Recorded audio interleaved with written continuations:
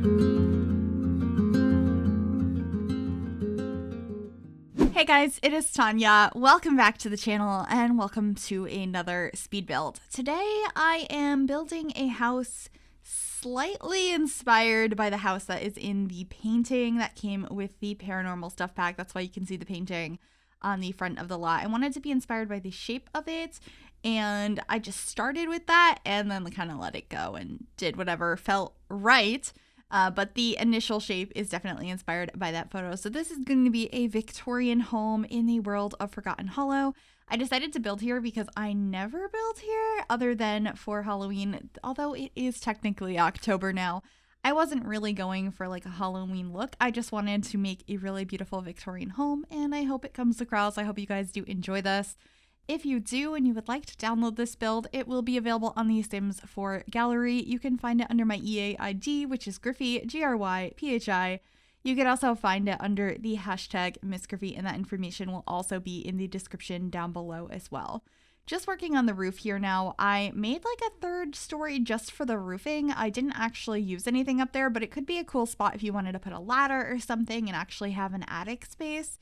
I just didn't do it for the purposes of this build. I just wanted the roof to look like the picture. So that is what I did there. And then I wanted to have a little bit more interest on the side here. So I ended up doing a bump out, and then we're playing around with different roof textures to try and figure out the best way to make this work. And then one thing that I really wanted to use was this trim that I put around the exterior of the build that is from Vampires. It is just so detailed and beautiful, and I thought it paired really nicely with these windows from the university pack that I put all over the space, and then covering much of this tower with a variety of ivy. I think the one I used is also from Vampires. A lot of that is obviously being used here because it has that more Victorian aesthetic, and we are building in the world that came with the Sims 4 Vampires game pack as well. And then just trying to figure out some landscaping out here as well. I used a lot of debug like I normally do, and I tried to sort of fence it in with bushes. I only ended up doing that on one side, and then I got this enormous, beautiful tree that is out of debug as well from Get Together. I just thought it was such a nice statement piece out front, and quite realistic that trees are not always perfectly positioned, but I think having a spooky tree out front was nice. Like I said, I wasn't really going for a spooky look here, but I wanted it to look like it could go for that vibe if you wanted it to.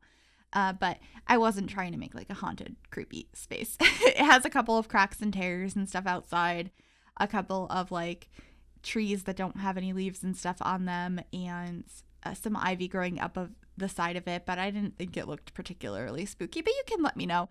And also, if you would like to see some spooky builds this month, I am totally down for that. I absolutely adore October, Halloween, autumn in general. So I am more than happy to do some spooky builds coming up. So if you have any suggestions, please do leave those in the comment section down below. I will make sure to read everything and hopefully get some of those ideas coming to reality. But for right here, I decided to have a little bit of a broken down fence. I was thinking that maybe this space had been updated on the inside. They hadn't really fixed up the outside yet though. So at this point I had like the broken down fence, and then the wallpaper I'm going to be using on the outside looks a little bit old as well, but I do swap that out towards the end of this build, but I kept the broken down fence. I just thought it looked kind of cute, and that'll be an easy thing to change if you decide to download this build and use it for yourself. But right now I'm just trying to figure out the inside. I'm grabbing some flooring and trying to figure out the staircase, and realizing because I'm not using short wall height that it's gonna take up a lot of this build. The staircase is enormous. But I think I make it work in the end. I was very happy with how this turned out. We end up having the kitchen over on the left side of the build, the living room over on the right, and then in the back there is going to be a bathroom and an office space. It takes a little bit of fiddling. You could see me struggling with that right now. But overall, I think it worked out, and you know, you just got to experiment a little bit and fiddle around with the layouts to get it to work. I get a lot of questions on how I do floor plans, tips and stuff. I would say biggest tip is put the staircase down first and then build around that, and don't be afraid to retry it over and over and over. It sometimes takes so many different tries to figure out a floor plan. Sometimes it comes together right away, but most of the time it doesn't. And I also really like making little hallways, like a little box for where the doors are going to go. I just think it looks cleaner to have an archway into a small hallway that has a couple of doors in it, versus just having a few doors in one area, if that makes sense. I just think it looks cleaner and a little bit more realistic, so I like to do that. You can see me placing that over here now. I think I actually get rid of it in this build, but it is something I use in a lot of my builds, so I still think it is a good idea to mention, I suppose, because it's something I use quite a bit. But here in the kitchen space, I am using these countertops that came with a Vampires pack, obviously using a lot of that pack here.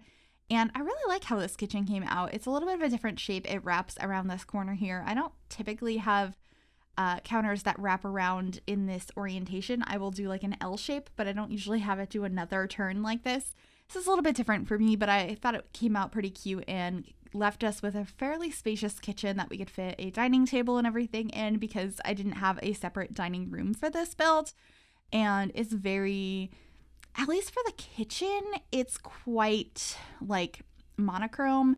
It's very black and white in here, but I have quite a bit more color in the living room, which I'm excited to share with you guys.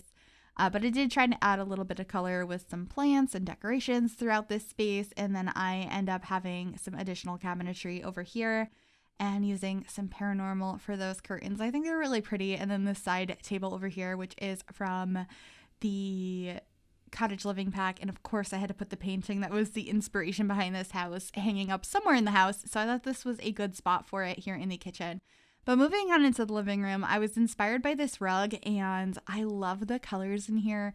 It's not like overly colorful. It's just warmer than the rest of the house, where we're bringing in this beautiful brick and this lovely couch from cottage living in that brown swatch. We just have a lot more warmth and I feels comfier and cozier in this space. And so I quite enjoyed that, even though a lot of the interior of this build is still really black and white. I think that adding a little bit more of that brick throughout really warmed up the space.